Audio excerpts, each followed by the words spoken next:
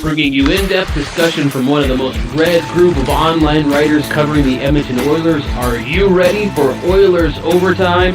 Join us as we talk news, rumors, trades, player grades, game results, and more, all featured on one of the most glorified teams in the NHL, from the great one to the next one, from the boys on the bus to the decade of darkness. This is Oilers Overtime. Hey there, ladies and gentlemen. Welcome to another edition of Oilers Overtime. My name is Jim Parsons. I'm here with thehockeyraiders.com. We've got our regular cast of characters with us again. Colton Pankiw is here. Hey, Colton, how you doing? Tough one tonight, but not too bad. Yeah, as we record this, we are literally minutes from a 4-0 loss to the Montreal Canadiens, which I'm sure will occupy a lot of our time. And I'm sure our other two guests have got some thoughts on that as well. Brian Swane is with it. Brian, how you doing? All things considered, not too bad. Yeah. I started the day in a good mood, and I don't know how I'm feeling. Yeah. And of course, Teagan Giselbrecht is with us. Teagan, how you doing, bud? I've been better, and I've seen a lot better from the Oilers this season. Let me tell you that. Yeah, well, we had a whole outline for the show started, and now we're going to have to change it because we had a win on what the heck is today? Today's Tuesday. So we had a win on Monday against Toronto, and then we had an unexpected schedule change in a game against Montreal tonight, which was, and as people watch this, it will be Wednesday when they see this, but the game is Tuesday, and we've recorded after the show, or after the game. But so the rescheduled game happened this evening. So one of the three that they're moving, the other two to the end of the season. But the Oilers came out extremely flat. So before I tear into what happened tonight, does anybody want to take aim at this, Colton? I'll let you start things with your first immediate thoughts, the reaction between the win in Toronto and the overtime score by Darnell Nurse, and then the brutal game against the Montreal Canadiens on Tuesday. What's your immediate reaction to watching both of those two games back to back like this? Yeah, well, the win against the Leafs yesterday, it was obviously, I don't know if relieving is the right word, but it just seemed like the Leafs had them figured out this year. So it's really nice to see them just we'll be able to put 2 points up against them. Tonight, I think, obviously the team and just in general is brutal, but I think what kills them, it's happened too many times this year, is first shot going in on Koskinen. And I think it's the fourth time I think it's happened this year. And it just it sinks a team. It's a tough way to start a game out. And yeah, again tonight, I mean, obviously he wasn't completely to blame for the game. They didn't put up anything, but it's tough when you're letting in the first shot on net like that. And it's happened quite a few times this year. So. Yeah, I could point a lot of fingers in a lot of directions for this game against Montreal, but Koskinen is not probably one of the places that I'm actually going to point a finger tonight, because I didn't necessarily think that he wasn't good, and he wasn't like going to get you that save you needed, but I didn't think he was the reason that the Oilers lost. Brian, what's your thought? You watched the Toronto game, you wrote an article about how that might have been a statement win for the Oilers, and then we see this effort against Montreal. What's your reaction? Yeah, I jinxed them, right? I'll wear the hat for this one. But no, I really thought that was a statement game last night. They'd struggled this season against the Leafs coming into that series. And there was a lot of questions. They played every other team very well. And there was questions if there was a team that they would have to beat if they're going to go places in the playoffs. A lot of people seem to think it'll be the Leafs, and they probably will face the Leafs if they're going to go a round or two or more. So I thought just being able to prove that they could play with them was huge. They did that. It was a nice bounce back from what we saw last month with those 3 losses here. So, the emotional win, Darnell scores in overtime, everyone's feeling really good. And 24 hours later, you come out and you get this. I'm not too, I don't feel too bad about it. I mean, it was probably their worst game of the year. I think it really was. And it's just, you have those every now and then. The other thing I touched on in the article was that I think the Oilers are playing what's really been key for them this season, as opposed to previous years in the McDavid era, is how consistent they've been. They haven't had a really long drought at any point in time. They had those 3 games against the Leafs. Other than that, they haven't lost more than 2 in a row all season, and they've shown the ability to bounce back. So here they are in the situation again, where they're going to continue to stay in the mix with the Jets and the Leafs for first place in the division and hold off the Habs. They're going to have to do that again, and I think they will. But tonight was just I really think this was their worst game of the year, even worse than that 6-1 beating I took from the Leafs at home. Yeah, I'm not terribly worried that the Oilers won't come back from this. They have a tendency this season, at least so far, they've shown that these kind of games, while frustrating and in the middle of a game, can really deflate the team. They bounce back pretty good. So I'm not terribly worried that this is going to be a statement game the other way where all of a sudden the Oilers are going to go into a sinkhole of some kind. But Teagan, what's your thought? I mean, you probably watched both games. I see you wrote some stuff on, I think correctly, you were talking about Darnell Nurse and the Norris Trophy and how big an overtime goal that was for him in Toronto. And then we watched this game against Montreal. Teagan, what are your thoughts on the two games? Well, I guess I'm kind of like Ryan in the same boat of quote unquote jinxing the Oilers, in this case, jinxing Darnell Nurse. Yeah, he was out there for, I believe, one of the goals against, if I'm not mistaken. But yeah, I'm very confused, kind of the inconsistency that the Oilers have so far this season. I mean, they played better than Toronto did on Saturday, but they had two fluky goals going against them. And the other two times were bad defensive reads or bad offensive reads as well that netted them two other goals against in that 4-3 overtime loss to the Toronto on Saturday. And on Monday, so yesterday, but of course, if people are seeing this or seeing it on Wednesday. So I think they didn't play as good as Toronto did on Monday, but they somehow beat them. They somehow, as you mentioned, Darnell Nurse's overtime winner, his third career overtime winner at that as well.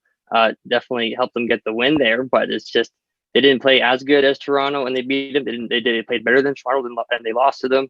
This game, they started off so cold, and it was just over at the beginning, and just all downhill from there. At that point, I know Oilers fans have a tendency to overreact to big things. Fire the head coach, get rid of X player, do whatever, in rebuttal or retaliation of a horrible loss. But I think they'll brush us off their shoulder and move forward. Yeah, you said something about how the Oilers had lost it early on. I don't put money against the Oilers. I like to do some sports betting stuff. I like to play DraftKings and sports, all that other stuff, but I never bet against the Oilers just because I can't. Like even if they win or lose, I don't feel like I've won if I'm betting against them. But I watched the lineup before the game tonight, and I had a feeling, a hunch, and it's easy to say this hindsight being 2020. I thought they lost this game before the game even started. For me personally, you see that Tippett, and I'm going to put this one on Tippett. Now the Oilers didn't look good, but to me, I didn't like the way they approached this game before it even happened. So you've got all 18 guys that played against Toronto playing again. So he's got a bunch of people. He's got, Alex Chason, he's got Caleb Jones, he's got Evan Bouchard, he's got James Neal. I know some of those guys are in tactical squad. It's going to take a little moving, but he didn't use any of them. He kept all 18 guys. He's got back-to-backs on the road. So he's going from Toronto to Montreal. And I don't know, Teagan, you're a numbers guy, so maybe you knew this or maybe you didn't. But no northern team in the North Division, there's one total win on back-to-backs on the road this season. That's it. So going into this game that you're up against it, right?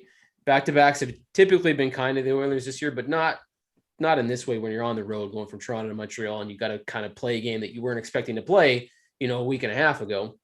He starts the fourth line. So he says, okay, well, you know what? We're going to have a statement game here. We're going to put the fourth line on and whatever. But you've got a huge win in Toronto in overtime where McDavid, Draisaitl, and Nurse are the keys to that victory. And they didn't do much for the rest of the game against Toronto. Why not put them on, to start the game? You've got they score in 18 seconds. Then you challenge what I think is an obvious onside. Like, I don't think they ever really thought they were offside, did they? I don't know why you would think that. So you challenge it. Then you're down a power play, which means you're not going to get McDavid on for the first 6 or 7 minutes of the hockey game. I just thought this was terrible coaching. I just thought it was a brutal game that put the Oilers in a massive hole to start with, and they never rebounded from it. And then when you've got William Lagesson taking on, Josh Anderson instead of anybody else like Jujhar Khaira, Zach Kassian, Darnell, nobody steps up. So they clearly are playing like garbage. William Lagesson's the guy that steps up. Where is Tippett tapping somebody and going, hey, we need to wake this team up, guys. Come on, what are we doing here, right? I thought this game was lost before it started. In the first period, it was over. Am I wrong? Am I being too critical of Tippett, Colton? Am I just being too hard on the coach here? Was this just an all-out group loss, or did Tippett really put these guys behind the eight ball before the game even started? I think there's something to keeping a winning lineup together, but at the same time, like you said, they did just play yesterday, so I think that should definitely play a factor in that. And I hate starting the fourth line in games. I think you just start with your best players. They're your best players for a reason. The team in general wasn't good, but yeah, I don't like the starting the fourth line, so I'll agree with you there. And then, yeah, just seeing Legasson drop him with Anderson was kind of, as soon as you seen it happening, it was like, oh boy, I don't know if he doesn't maybe know much about him or what, but yeah, that's not a very good matchup. Well, like I know some people are going to be like, well, if he'd won the fight, that would have been the best outcome. But there's no way. I mean, Anderson would have had to step on a banana peel to lose that fight. Like that's just the way that it would have had to be. So William Lagesson coming out of that without getting hurt is probably the best outcome that he could have possibly had. And kudos to that guy for stepping up, because he had some stuff going on with Anderson in some previous games, but like he's not going to win that fight. And he has to know that going in, right? So the fact that he's willing to step up in that role, and he's maybe the only guy on the team that sees the fact that they need anything to wake them up, just reeked of weirdness to me. I just couldn't quite understand it. Brian, what do you think? Was this Tippett just making a bad decision coming in? I mean, you're this tight, you've just played overtime, you've got a game coming up.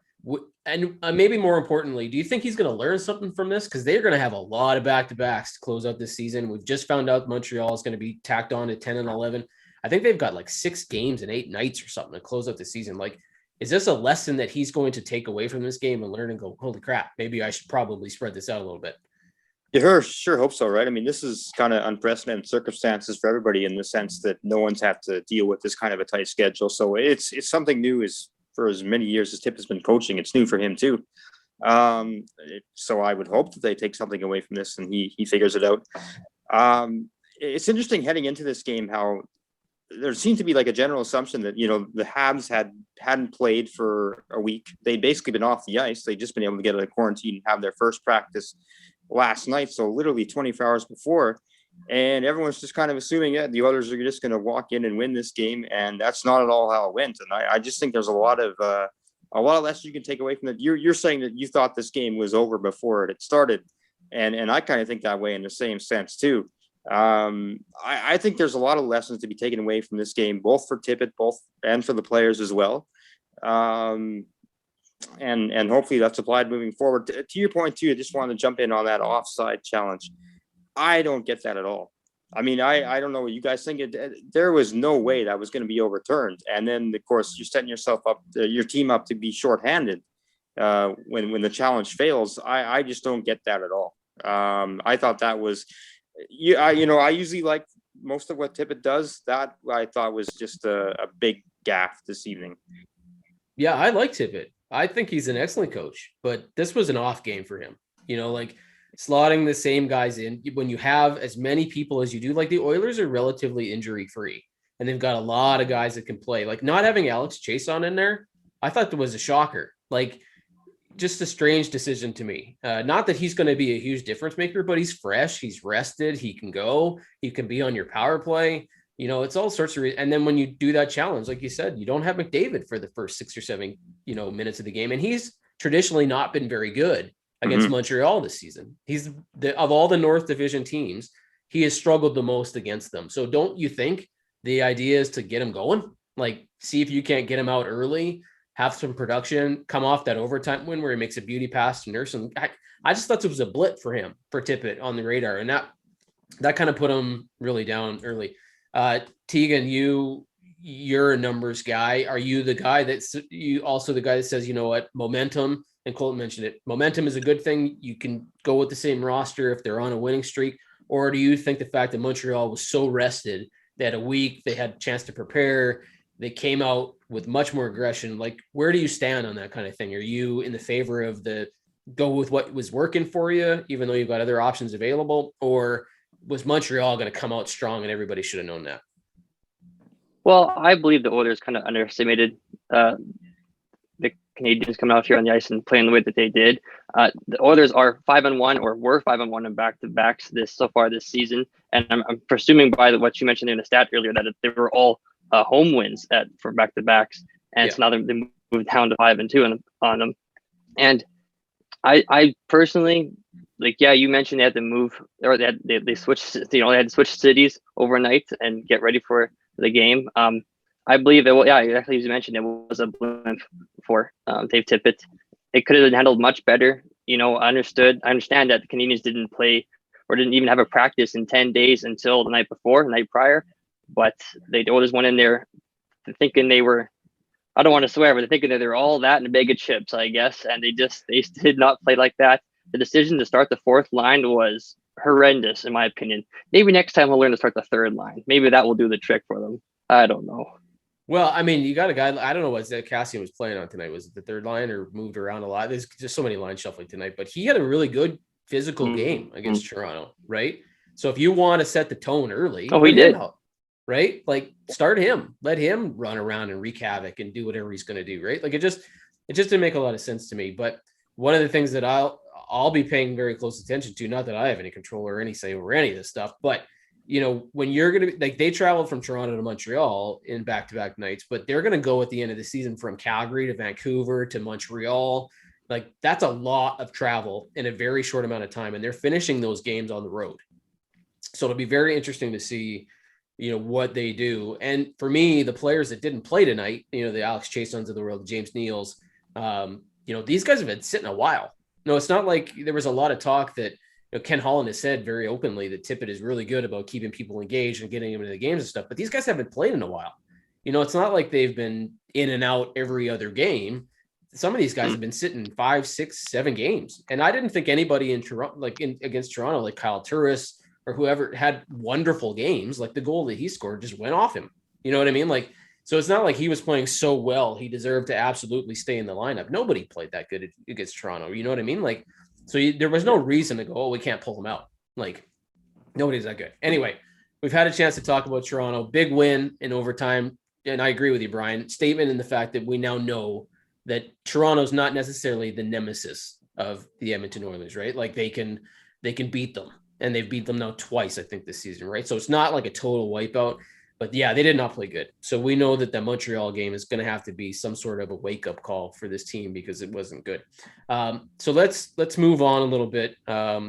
We'll touch on it really quickly because it's sort of quieted down a little bit. I wrote an article this week about the official scandal. So the whole Tim Peel thing and how it might affect, a player like Connor McDavid or any of these skilled players in the league that are just so fast, and there's game management involved. And we all know there's game. I'm going to say that I know there's game management. Do you guys agree? Like, is everybody in admission of the fact that there's game management in the NHL? Colton, are you thinking that like this, there's no hiding this. It's not a secret that there's game management. No, I mean, you even hear it sometimes in games, kind of announcers or just watching games. Everyone knows if your team's got a couple penalties or have been on the power play a few times, the next one's coming against you. Basically, I think Tim Peel there just kind of got in trouble for getting caught saying what everyone already knew. Obviously, officials don't go live and admit they're doing that. And obviously, yeah, he just got caught there with the hot mic. But I really don't think it's much of a surprise. I think everyone kind of knew that they've been doing this and will probably continue doing it going forward. And the reason I'm bringing it up on our podcast about the Edmonton Oilers, because I do honestly think that it could have an effect here on a player like Connor McDavid, who doesn't always get the calls. And when I wrote the article, people love to just pick on me and say, hey, well, Connor McDavid gets away with a lot of crap too. And that's, of course, every player gets some and wins some, loses some, whatever. But the net result of what would happen to a player like Connor McDavid is that he should get more penalty calls. He should get more power plays out of this. And the timing of the Montreal break, where they went on the 1 week kind of hiatus because of the COVID stuff, was really crappy for Edmonton because he just came off this official stuff. Oilers probably would have got a ton of power plays if the referees were on higher alert. Brian, have you seen that trend? Like, have you been watching enough games to notice if you think there's actually, more? It's a too short of sample size, I know, but has there been any sort of inkling that maybe the referees are calling more stuff? Like, is there any indication so far that this may benefit the Oilers? Great question. I would say no. To be honest, I haven't noticed much of a difference. I mean, this is the confirmation of what we've really known since you first started watching hockey. I mean, this is the way it is in sports in general. I don't think this is a hockey issue. This is the even up call takes place in all sports. But you're right. I mean, if they were to call, let's just pretend in a utopian society here that they actually call the games that the way they play out, and there's not consideration given to even up calls and whatnot. Yeah, McDavid's going to earn a lot more power plays for the Oilers, and I think the Oilers are actually one of the best teams in the league at drawing penalties. And they got a lot of guys that do a good job at that, and a lot of that is just the ability of McDavid that puts opposing teams in positions where they have to take penalties. So I don't know. It'll be interesting to see what the long-term fallout is from this. You said it already. It's already quieted down. It's been 4 or 5 days, and already it's kind of it's kind of off the back burner. They fired him, got rid of that, and we're right back to. I mean, you saw it again here tonight. The Habs had the first 3 power plays of the game. I think it ended with each having 4. I mean, it's just it regresses to the mean, I guess. Yeah, and Teagan, I was looking forward to asking you this question because we've sort of maybe unfairly pegged you as the numbers guy in this podcast, but I wanted to know what your take on. Would you prefer, as a guy who likes to look at the numbers, that the referees call black and white every penalty, or would you prefer that there is some game management involved in these games? For me, I don't have an issue with game management. Now, you have to obviously control things a little bit into how much you manage a game, and if it becomes more about the officials than it does about the game. But are you kind of like, hey, like, no, you call everything black and white. If it's a penalty, you call it. If it isn't, you don't. Is that, a good thing for the NHL? Just to touch on the numbers thing, I'm a big numbers and stats guy, but when it comes to actual mathematics and equations, that's not me, man. Don't call on me for help, with your math homework. I wish the league had set, I guess not better or higher, but just more clear standards of what each penalty is, and they followed through the entire regular season. I know it's an 82 game season. If I were to compare it to the NFL, when they only play 16 games, they have they have a call done, or they have it like the rule set up, and they follow through with it for the most part. I know there's still controversy in that league as well with officiating, but they do their best to keep it through with the entire season and into the postseason. They look at it at the off season. The NHL does the same. They say, hey, we have this for this for that, and we're going to do it at the beginning of the season. We're going to go all the way to the postseason, and they have the National League Board of Directors or whatever it is. I'm not sure about team management that much, but they have their own little meetings at the end of the season to review different calls and different rules and how it breaks down.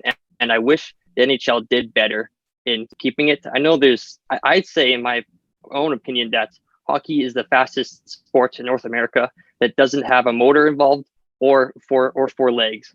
That's referring to racing, that is. And it's the fastest league, it's the fastest sport. It's hard to officiate. I know humans are human; they make human mistakes, but it's hard for them to do their jobs. I understand that, but if they just have something a little bit more clear, a little more condensed of what an interference is, what offside looks like, they're really trying their best to do that. I personally found the offside challenge by Tippett to be a little bit early, considering that they just got scored on 18 seconds in. If it was like 4 or 5 minutes in, I would have been good with that. It was very close, obviously, and the league tries to do better, setting up a whole bunch of cameras in these scenarios to cut down on the human error aspect of these rules. But I wish things were called more fairly, I guess, and star players wouldn't get the star player treatment. So in regards to Connor McDavid and this whole discussion, he took a penalty tonight against Jesperi Kotkaniemi, a clear elbowing penalty. It was obviously a penalty. Colton, do you think that this is because the Oilers were just so bad, or do you think it's a combination of how poor they played and maybe some frustration that there aren't calls going his way in a lot of cases? Like, it was a clear penalty, and he didn't even argue. He skated right to the bench and he took the 2 minutes. But how much does this affect a guy like Connor McDavid, who typically isn't known as much of a whiner? Yeah, he's going to be a little vocal when he doesn't like something, but he doesn't have that reputation as a whiner yet. Do you think the penalty tonight against Montreal had anything to do with, not getting calls, or was it just frustration the Oilers weren't playing very well? I think definitely a combination. I think last game against the Leafs, you noticed, I think it was after the first period, he tried to go talk to the ref and kind of just got shrugged off. He had last game, it seemed like so many times where he's just getting held up. There could have been so many calls. So I do think it's frustration. It happens all the time. Like you said, I mean, if they call it just by the rules, Edmonton could get 10 power plays on him every game. And I don't blame them for not doing that. Like, I don't know how to fix that, I guess. I think, I don't know. He's just almost too good to get some of those calls sometimes. But yeah, I think it's definitely frustration from missed calls, particularly last game, and then just with how this game started out as well. Yeah, I don't know what you do. Like, how do you not manage a game that includes Connor McDavid, right? And this goes for Austin Matthews, Mitch Marner, Nathan McKinnon, some of the most skilled guys in the league. How do you not manage some of that game? Because I'm sure, and I believed it when I wrote it, is that these referees, even though they're not on a hot mic when they say it, are having a quick conversation and go, man, dudes, we can't call everything. Like, what are we going to call here? Like, that was a penalty. That was a hook. That was a slash. That was he's water skiing on the guy. Like, you got to call the obvious stuff. Do you think, Brian, that this is one of those situations that, we're going to just dismiss really quickly, or will this be a really long-term issue? Because there's a lot going on here, right? I think the firing or the suspension of Tim Peel is really the smallest of all the problems, but like, you've got sports betting involved here. Potentially you've got, what this means long-term for how games are viewed by other fans. Like, I agree with Teagan. This hockey is probably the fastest, most emotional game that's played of the big four sports. Baseball is really mathematic. It's one-on-one, pitcher versus hitter. Everything's a stat, right? Basketball's got a lot more pause and things like that. Football is just a bunch of big guys being emotional and angry. So I guess there's a contention there, or an argument you can be making there. But hockey's so quick, so fast. There's not a lot of time between whistles. Like, do you think this is a big problem? Yeah, I would say so. How do you address it? I mean, as you guys have been saying, I have no idea. I don't know how you begin to fix this. It's something that I can't imagine being an official, because it's got to be something you're always subconscious of, right? Even if you're trying not to manage the game, you're probably thinking, I don't want to manage the game. And then you end up managing the game. I mean, it's kind of, it just gets you thinking in loops. And I really don't know. It's a cultural thing too. I mean, this is the way they probably come up officiating, whether, coming up from when they're in minor to the junior ranks. And if they're in, the AHL and whatever they do on their way to the NHL, it's a systematic thing. Yeah, I don't blame them for having to do it. I mean, there's so many situations where, guys get in big scraps like early on. You got to rein it in, right? You got guys diving on you and you don't want to look like a fool, so you don't give them the call the next time. Like, I totally understand why it happens. Does anybody have any last minute thoughts they want to add to that topic before we switch gears a little bit? Now we'll let it go. Okay. Before we move to the next one, just a reminder, everybody, you're watching Oilers Overtime. We've got Colton, Brian, and Teagan with us. Hit the like button on Facebook, subscribe to our YouTube channel. I appreciate it if you do that. I want to talk a little bit about one of the prospects the Oilers have now and potentially have access to, even though he's got kind of a bum thumb. It rhymed. I didn't even plan on that. Dylan Holloway. Teagan, I'll start with you. So we got a guy who just finished his collegiate season with Wisconsin. They got eliminated from the Big Ten tournament. He has looked fantastic. Hobey Baker finalist. I think he might even still be leading the voting right now, fan voting anyway. He's a guy that maybe the Oilers look at here at some point this season if his thumb is good to go. And if the Oilers don't really do anything, and for me at least, if the Oilers don't really do anything at the trade deadline. What do you think of Dylan Holloway's season? What do you think of the chances that maybe we see this guy at some point this season? Teagan, I'll start with you. Mm-hmm. You mentioned there the thumb thing. I believe he got surgery on it last Friday, and presumably it went pretty well for him. He's definitely played his heart out in college. He's definitely kicking butt over there. It's where I have the issue is that, the Oilers are kind of in need of a top six or bottom six forward, depending on how you want to dice things and kind of where you think Dylan Holloway would fit on the Oilers lineup. And it's just, he would have to kind of go to the Condors first and prove himself there. I believe that Benson is playing better. Marody's playing better on the Condors right now. So why wouldn't they want to call up one of those players first is the only issue I have with that. I mean, I'm not a Holloway hater, but then again, you look at past of Oilers prospects, some of them have been rushed and kind of been spoiled, and you see them go on to other teams and experience much better success elsewhere. So that's my only big issue, is just kind of that they would go to the Condors and finish the season out with the Condors first. Yeah, cool. And I see you shaking your head a little bit there. Are you in agreement there? Like that Dylan Holloway is one of those guys he's got to sign, obviously. Like he hasn't signed with the Oilers yet. So he doesn't have an entry level contract done. He doesn't have an AHL contract done.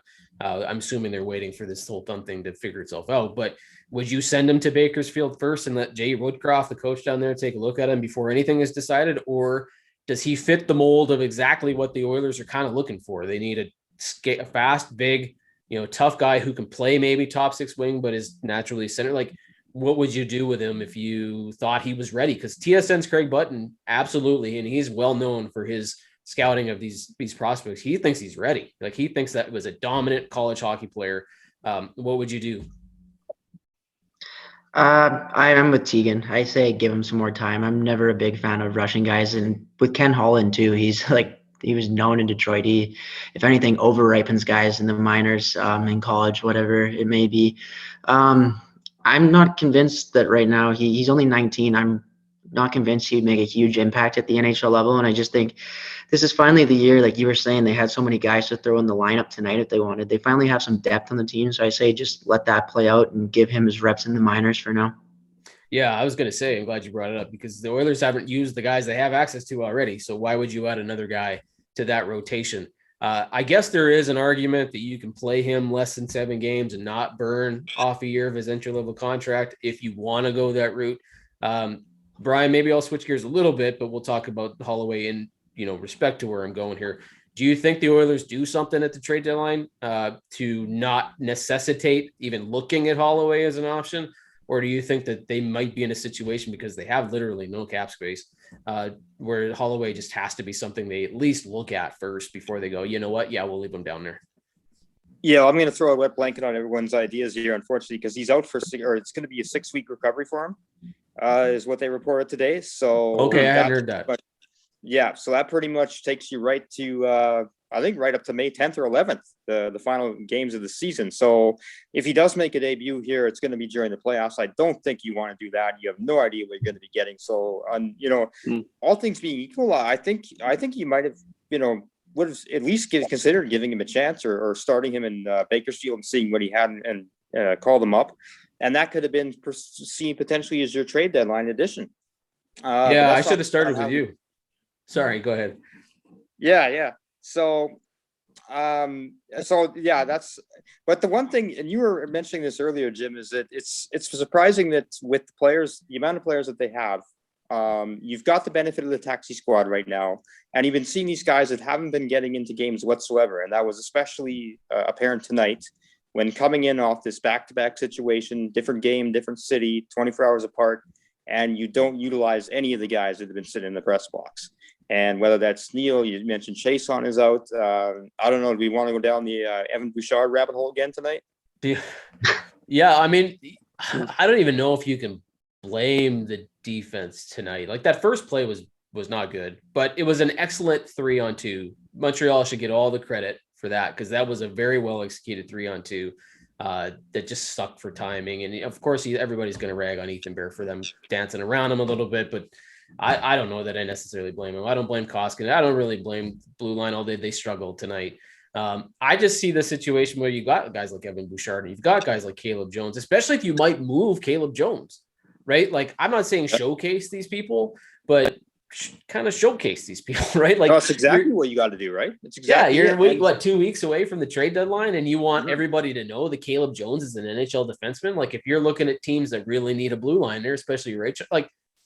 What are you going to do? Play them, right? Especially when you have a need. And they just didn't do it tonight. So, I'm not really sure. But you're right. Like, if they're not going to use these guys that they have that aren't injured and could be playing and fresh as a daisy, I don't know why we would assume they'd use Holloway. But I should have gone to you first because you had all the key information that he's not even going to get a chance to play in this season. I hadn't heard that yet. So that changes the conversation a little bit.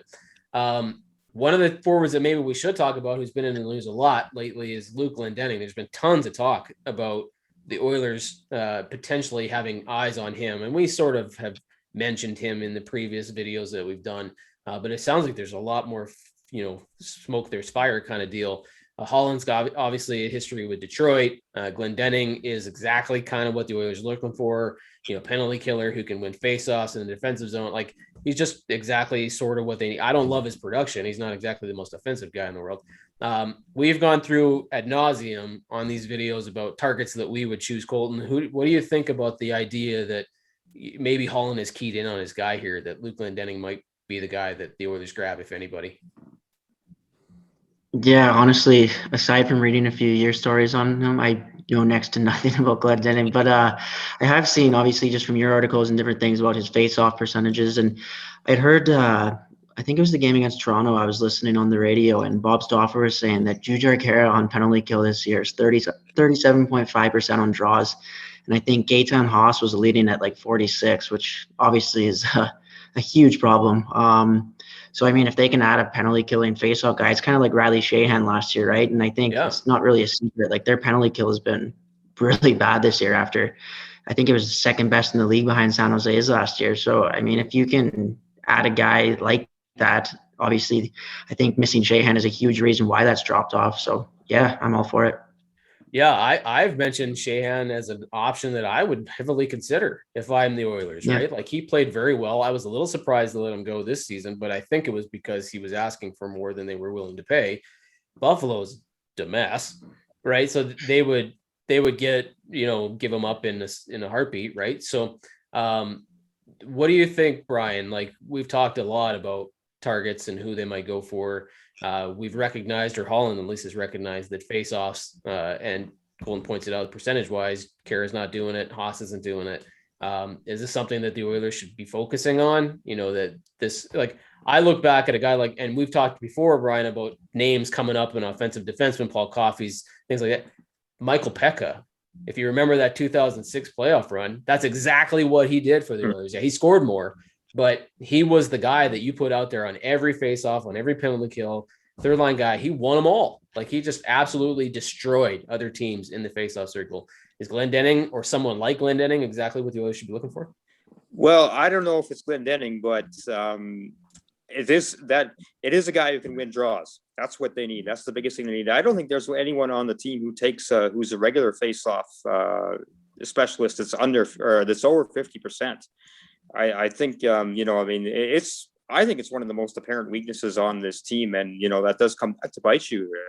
And on the flip side, when you have a guy that's winning and draws for you a lot, that you can put out there in a key situation in the offensive zone, on the opposition's inside the blue line, then that's a huge benefit. And I think you just brought up the greatest example of it is Michael Pekka.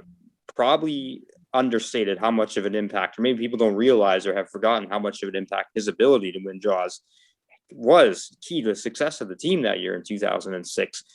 To me, that's the thing that they need. There's still lots of areas where this team could use upgrades. Obviously, we talked about goalies, as you said, ad nauseum the last few weeks. We said maybe someone to play second line, left wing, et cetera. I don't think you're just not going to make this trade deadline that brings in that game changing kind of player, right? But this is a little need that's actually a big need, or a significant need, that you can address. You can get yourself a guy that can go out and win draws. And that in itself, it might be just a little change. You might not have to pay a lot to get this player, but that can make a huge difference to you in the long run. Yeah, Teagan, are you in agreement that this may be the one key area that the Oilers need to? We've heard Brandon Sutter out of Vancouver. We've heard Derek Ryan out of Calgary, both of whom are much more expensive than a guy like Glendening, who is also more expensive than a guy like Riley Sheahan. Do you think, one, that this is the area that the Oilers need to significantly address? And two, do you have somebody on your radar, or somebody that you might even stay away from, like a Brandon Sutter, because he's just too expensive? Like, what do you see the Oilers doing in this area? I think anyone on the market who's worth a penny is worth picking up for the Oilers. I mean, it's all about money, all about making it work. Also a little bit about chemistry.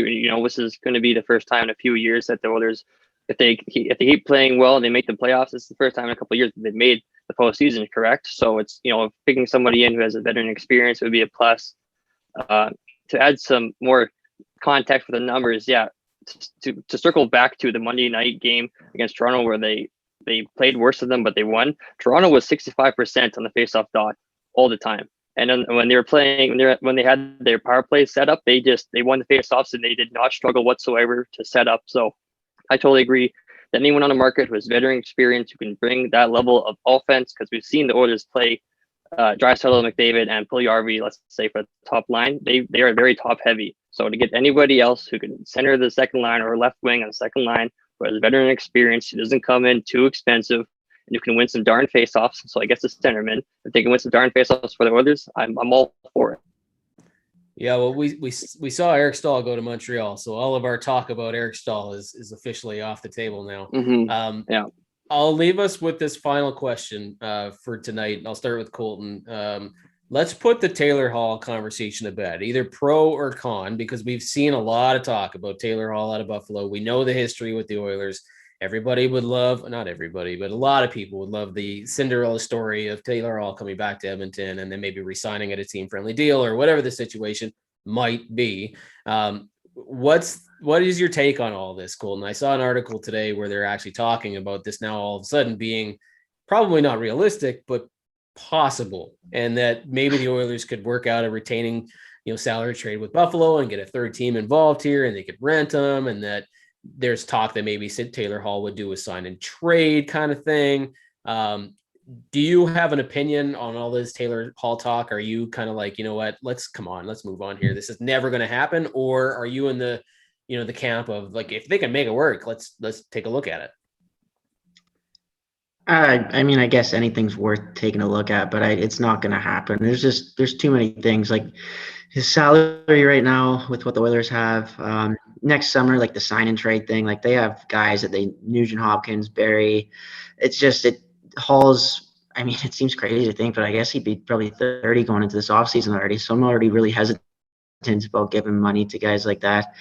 And then just his play this year. I mean, I know everyone in Buffalo struggled, but he really wasn't fantastic last year either. So I'd be really concerned for any team that's going to give him a lengthy and probably pretty high paying deal this offseason. But yeah, it can't work for the Oilers for so many different reasons at the deadline this year. Yeah, I know there's a lot of people still thinking that Hall, his struggles this year has been isolated completely to the fact that he's been playing in Buffalo. But you're right. He did not play well in Arizona. I don't know that he's even played well enough between last year and this year to get a long-term deal. Like he might be looking at another 1 year, maybe 2 year deal with another team this offseason. Brian, where do you stand on this? Are you on the pro Taylor Hall? If we can do it, let's try. Or are you kind of like, no, that ship has sailed. Like Taylor Hall is not an option for the Oilers at this point. I've always been a fan of him. I think his I don't want to use the word legacy, but what he did was he was underappreciated a little bit. And I think he still is, but I can't disagree with anything that you guys have said. He's not been good this year. I don't think it's directly or entirely attributed to being in Buffalo, because you look at the examples you mentioned last year. Wasn't very good last year either. So just strictly from a fan standpoint, from a feel-good story standpoint, would I like to see him come back? Sure. But as Colton mentioned, there's a number of reasons it can't work out. And I don't know if it makes sense anyway. He's not addressing, we just talked about the needs this team has. Does he check the box in any of those? Other than the fact that he's a top six, he's a top six winger that helps your second line. And I do think the Oilers have an issue on their second line, but I don't know that Taylor Hall addresses it, not with 2 goals in 30 whatever games. And I don't know, man. Teagan, are you on the boat that he could get it back? Like, do you think this season's a wipeout for Taylor Hall? Like, it's been so bad that there's no way to get him back on the regular. Like, he'll probably never be that Hart Trophy winner that came out of New Jersey, but can they get it back and in a different environment playing with a guy like Leon Draisaitl or somebody else? Or is he just shown now between the last few seasons that he probably doesn't have the juice anymore? So here's the thing. I'm a pretty hopeful and optimistic kind of guy. But the thing is, though, I'm not very, what's the word I'm looking for? I'm not very consistent in my decisions. I'm on the fence with this one. I mean, when you mentioned in the group chat about this discussion regarding adding Taylor Hall to the squad, it's every single time he's a restricted free agent or unrestricted free agent, every single time there's a whole entire part of Edmonton that just screams, bring him here. And then the majority of Edmonton says, no, get him away. He was so bad for the locker room or whatever. It's just, if you look at the numbers this year, going back to the numbers, 34 games played this season, he's got 2 goals and 16 assists. And he's had a 6-game spread where he had no points. And 2 times he had 3 games in a row with nothing. And so you're looking for that, Buffalo's in the tank, to put it lightly. I'm on the fence. I cannot tell. Yeah. If I went to bed tonight and have a great dream about him being the second line center, it's just, it just works out perfectly. And he takes a pay cut or whatever to come here. It just, it works out so nicely. But you wake up, that's not reality. I do not know how he's going to perform here. I don't know how he's going to be in a locker room. I guess his history here in Edmonton was not very well. Doesn't have a bright and happy light when you shine your flashlight back on it. So it's kind of a pass on that one. But yeah, I do not know if he's worth it. But I believe this year he's signed for $9 million this season, if I'm not mistaken. 8 $8 million. That's still a high lot. price. Yeah. it's a high price. I know he won the Hearts, but it's just it's a high price for a player that Oilers fans love and hate at the exact same time. Well, I'll close this off here. I think Taylor Hall's in a situation where Tyson Barrie was last year. Like, he's going to have to look at a team where a really good fit for him. He thought maybe he had it in Buffalo with Jack Eichel. That clearly didn't work out. But he's going to probably have to look at signing a 1 or 2 year deal with a team at a much lower rate than he did this year with Buffalo, where he got $8 million. And hopefully he clicks with somebody, but I'm not sure that he will. And I agree. I think it was Brian mentioned all the numbers, and Colton too, that you've got guys like Barrie, you've got guys like Larson, you've got guys like Nugent Hopkins, that you need to make a priority. And Taylor Hall coming here, even if he were a rental in the offseason, he's 4th on the priority list to me, right? Like, you've got maybe Nuge, you got Barrie, you got Larson, then you got Hall. And what does that really do, right? Like, if Taylor Hall is your 4th priority of importance in the offseason, that tells you everything you need to know. You can't afford to spend more than $3 million on this guy. Like, that's just kind of where you're at, right? So if that's what you're looking at, unless he absolutely comes to you and says, I'm willing to stay here for whatever, like, I'll play for $2.5, $3 million, just please give me an opportunity to turn my game around, maybe I look at it. Outside of that, he didn't really mesh with Connor McDavid, even though they were great friends. He didn't really mesh with anybody. He just didn't have that chemistry. And I don't know if that's just the way that he plays now, because he's such a puck carrier and he's the driver of offense. And when he doesn't do it, it's not good. And when he's on, he's good, right? So I don't know. But yeah, we'll leave it at that. I think Taylor Hall is probably not the target, even though a lot of people would love to see it happen. The storyline, of Hall coming back to Edmonton and sort of, reestablishing his name and the legacy that he may have left behind and all that stuff. I know he wants to play in a Canadian city, but I don't see it happening. Any final thoughts on the game tonight? Colton, take 30 seconds and tell me, what are you looking forward to after Montreal? What are you looking forward to the Oilers doing in their next game on Friday?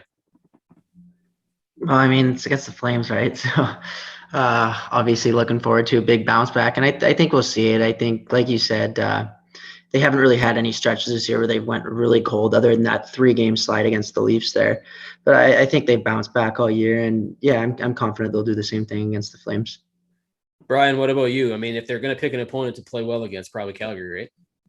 Yeah, I'm expecting a good 5-point night from McDavid, maybe 6 from Draisaitl. Nugent Hopkins will put up 2 goals, a couple assists. Darnell's good for scoring against them too. What I'm watching for this week, though, is, of course, they're currently scheduled to play the Canucks on Saturday night. The Canucks have had a positive COVID test today, so we don't know what their situation is going to be like moving forward for the next weeks. The Oilers could find themselves with another situation here where we're looking like one game in the next 5 or 6 days. So that's what I'm going to keep an eye on, because obviously what's happened here in the last week, it's throwing them off a little bit, I think it would be fair to say, and as it would with any team. So that's the big intrigue for me this week. But as far as looking to that Calgary game, yeah, that's about as good a team as you can pick for this team to get off the snide. All right. So Brian figures it's going to be 14-0. Teagan, what about you? How do you see the game going against Calgary? Well, Brian knows his stuff, so I'm totally with him with that. I see Darnell Nurse getting, a hat trick in both goals and assists, actually 6.9 for him too. Yeah, right there with you. Playing the Flames up next is exactly what the doctor ordered to get the Oilers right back on the right trail, right back in the winning ways rather. So this is the perfect scenario, I guess, for them. If they won tonight, it would have been better, obviously, but this is the best next opponent to face. Yeah, well, I'm gonna close with this. I think Mike Smith plays, obviously, and I think he's pissed after watching that game. I think Connor McDavid is pissed. I think Leon Draisaitl played frustrated tonight, so he's pissed. I think maybe even Alex Chiasson or James Neal gets in there. Like, I really think that this could be an interesting game to watch, and I think Cassian and Tkachuk have another go. Bold prediction. That's what I'm calling for Friday. All right, guys, thanks. I appreciate it again. This has been another edition of Oilers Overtime. My name is Jim Parsons. Thank you, Colton Pankiw, Brian Swane Teagan Giselbrecht. Like the channel, subscribe to our YouTube, check out all the other Hockey Raiders content. There's tons of great content, lots of videos. And then go to thehockeyraiders.com, check out all our articles on the Oilers stuff. We're pumping out content every day. Thanks, guys. It's been another edition of Oilers Overtime. We'll talk to you next week.